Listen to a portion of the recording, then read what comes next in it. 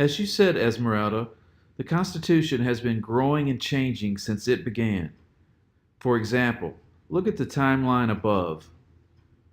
Written in 1787, the Constitution had the first 10 amendments, or Bill of Rights, added 4 years later in 1791.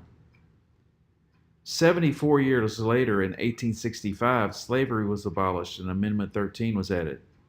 3 years after that, Amendment 14 was added in 1868. Amendment 15, 2 years later. 43 years later, Amendment 16, income tax. 7 years later, women's right to vote.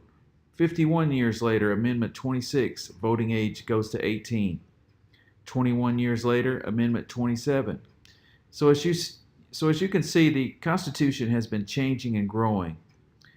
Originally, the privacy rights outlined in the Fourth Amendment were dead on and protected the citizens of the United States. However, I believe that the advances in electronic communications require us to make a new addition to the timeline of the Constitution, possibly even a new amendment.